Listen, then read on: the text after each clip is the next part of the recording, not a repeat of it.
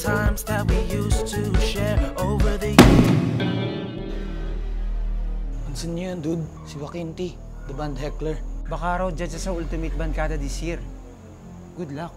Paano ba kasi siya naging band heckler? How did you become the well-known band heckler? I still remember, excited ako noon. Finally, magpro-propose na ako sa girlfriend ko. Kumuha pa nga ako ng banda para mas special. I signal the band para tumugtog habang nagpo-propose ako. Sabi ko, PG, will you marry me? Iingay! No thanks, Joaquin. that started it. I promised myself I will not tolerate unacceptable performances ng mga banda. Ayoko na mangyari sa ibang tao ang sakit na nararamdaman ko. So ito, this is what I call the warehouse. Nandito lahat ng mga in-invent kong pwedeng pang-heckle sa mga bandang sablay. I call this the mother of all megaphone. Kaya nito, mang-heckle ng mga level ng araneta to. Ito namang maliit na ito, pang-sagiho to. Small but mighty. Maraming gadgets dito, effective. Stop na yan! Stop na yan!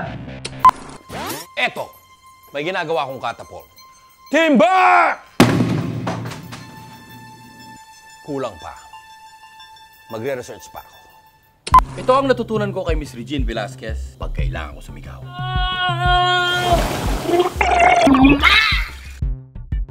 Even the angle ng pag-thumbs down, kailangan pinapractice din yan.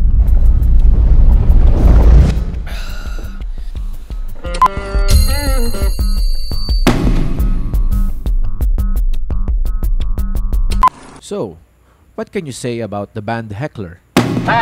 Oh my, the band heckler. That guy was something else. And because of him, I actually realized maybe I should just focus on dancing and singing instead. Meron bang soft side si band heckler? Oh yeah, I believe that he has. He said that you should put your height to good use, you should be a model, or maybe an MTV Pinoy VJ. Pag nandyan si band heckler, anong nararamdaman mo? Ay, grabe. Sobrang nahasal ako, alam mo yun? Because of him, I'm seriously thinking of becoming a professional host. Anong effect ni band heckler sa'yo? Matindi effect niya. He makes me think if I should pursue being an actor instead. Parang wala akong hope sa banda pag nandyan siya. Yung pala kwento ni Joaquin T. So, paano? Tuloy na natin yung practice na rin. Okay. Do you remember the times that we used to share over? Sa lahat ng mga aspiring bands dyan, if you are from the Greater Manila area at sa tingin nyo kaya nyo mag-mashup ng iba't ibang music genres, pop, rock, hip-hop, EDM, at reggae sa isang kanta, see you sa Greenwich Ultimate Bandkada Season 2. Galingan nyo dahil dadalhin ko ang mother of all megaphones ko.